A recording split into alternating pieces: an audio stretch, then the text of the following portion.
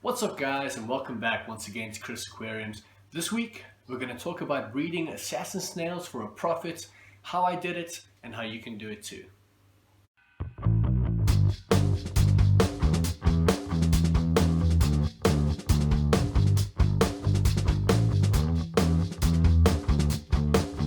Now, if you follow the channel for a while, you will know that I had a big problem with Malaysian trumpet snails. I had them absolutely infest my 100-liter tropical tank, and as many things as I tried, I couldn't get rid of them. And the only thing that I thought I could do to get rid of these snails was to get assassin snails. I'll be giving it time. This population will grow. In addition to it, we might be able to breed the assassin snails, and they're actually worth a little bit of money, so we'll see where this goes. So that's step number one. Of course, you're going to want to buy some assassin snails. These are the kind of things that you have to look out for. Assassin snails are known by their name to kill and eat other snails. So a lot of people use it as a way to control pest snails in their tank. So that's the reason why a lot of them buy. But you also have to take these things into consideration. If you're going to get assassin snails for your tank to kill other snails, it doesn't really matter what they look like, but let's be honest, everyone wants some good looking snails.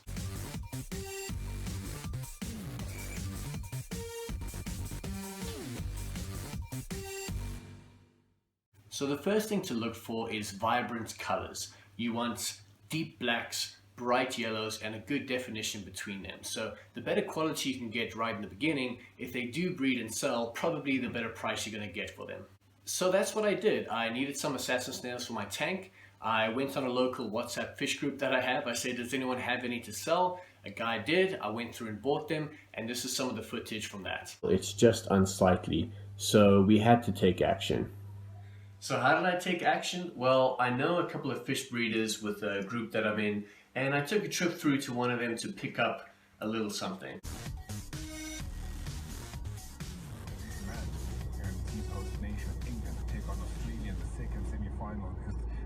Now, I'm also going to be breaking this down into numbers. Keep in mind, I'm from South Africa, we use rands, but I'm going to put dollars on the screen just because it's the most universally recognized form of currency. So when I wanted to clear my tank of pest snails, I went and I bought 6 assassin snails, and I bought them for 30 rand each. A total of 180 rand for 6 assassin snails. So you've bought your assassin snails, what's next? Basically, you just have to give them a good habitat and a good diet. So in terms of water parameters, it's everything that you would keep for a normal fish in a tropical tank. I won't go into too much detail. You can look at that in a lot of videos on YouTube. And the second thing is diet. I got my assassin snails to take care of a Malaysian trumpet snail population, which they absolutely devoured.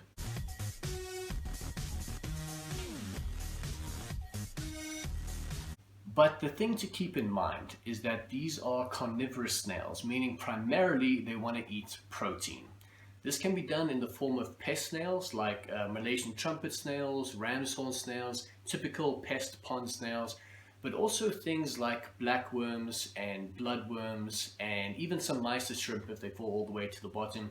Worst case, they will eat fish flakes. So the typical tropical fish flake, they will eat that and grow on that and breed on that as well.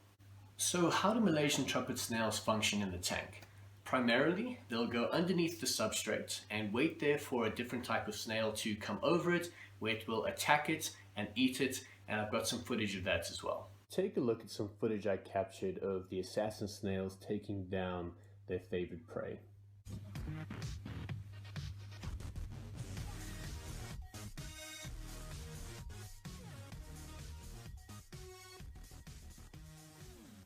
So as long as your water parameters are good and you have a steady supply of food, the Malaysian trumpet snail will stay out of the way of most things and take care of itself.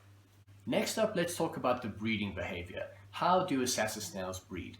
First of all, you have males and females, so you do have to have one of each. But if you get a good bunch, 6 to 10, there's a very high likelihood that you'll get at least one male, one female in the bunch. They'll breed of their own accord, nothing special you need to do, no water parameters or water changes or all that's part of your maintenance, but they'll typically breed no matter what you do. Now here's why I think assassin snails are a little bit more expensive than others, because the gestation period for the eggs is 3 months from when the eggs are laid to when the snail hatches. Now take a look at this footage here of where the assassin snails had laid eggs in the tank. They actually had some babies. So take a look at the footage here. You can see the eggs that were laid. And just the other day, I saw the very first small little assassin snail roaming around the tank.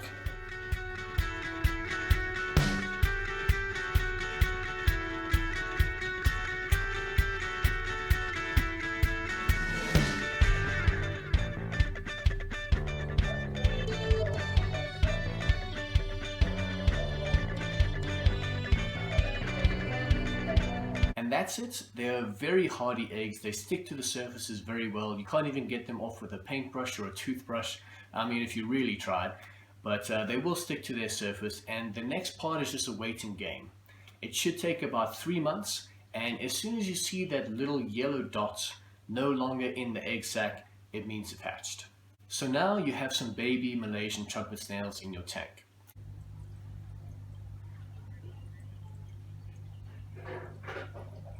Let me give you a bit of a timeline. So the amount of time from when I first bought my snails and put them in the tank to the time when the babies were hatched and large enough to sell was this long. Can't remember how long it is, I'm just going to put it in the video. So that's the kind of time period you're looking for. Now let's talk more numbers. So as you know, I bought 6 assassin snails for 30 Rand each, 180 Rand total. They bred, they had more snails. I didn't need that much in the tank. I only needed the 6 that I originally started with, so I decided to sell the rest, keep my initial investment. One day I was doing a water change, and for some reason a water change tends to bring all of them up out of the substrate and into the tank. Okay guys, so as you can see, I'm busy doing a water change on the 100 liter tropical tank. Now, one of the things about changing the water is all of the assassin snails, for whatever reason, tend to come up out of the substrate. And I have put them all together in this bag. There's some very large ones, some smaller ones, some really tiny ones all the way at the bottom, the babies.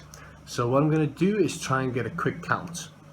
I did my water change, they came up out of the substrate, and I collected about 25 assassin snails. Now keep in mind, I still left the original 6 in the tank to sell back the 25 assassin snails.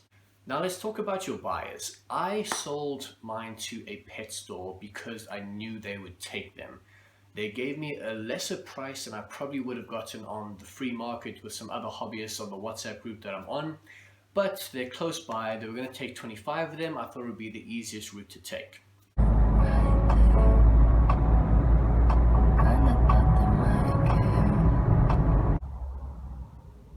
So there you go, just come out of the pet store, sold 25 assassin snails, so 250 Rand, which is the currency in South Africa, and there you go, profits on assassin snails.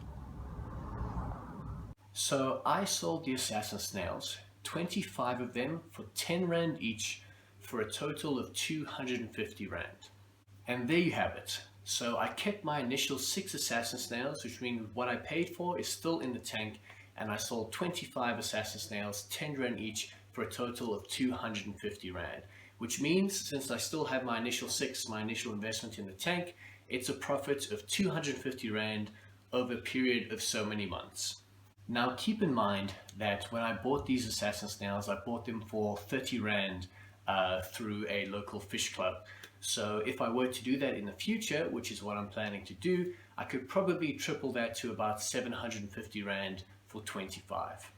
And as I mentioned, I do still have the original 6 in the tank, which I'm sure will breed again, and as you know, the process repeats itself. And that's it guys, that's how I bought assassin snails to control a trumpet snail problem in my tank, and a few months down the line sold them for quite a good profit. So that's my story. Maybe it's something you'd like to do in the future as well. So that's it for this week's video guys. I hope that you enjoyed it. If you did, leave a like on the video, comment what was your favorite part, and subscribe to the channel to see more things coming up in the future. And talking about things that are coming up, if you know what this is and you know what it's for, then stay tuned on the channel because you don't want to miss what's coming up next. So some of the things that you would like to do with breeding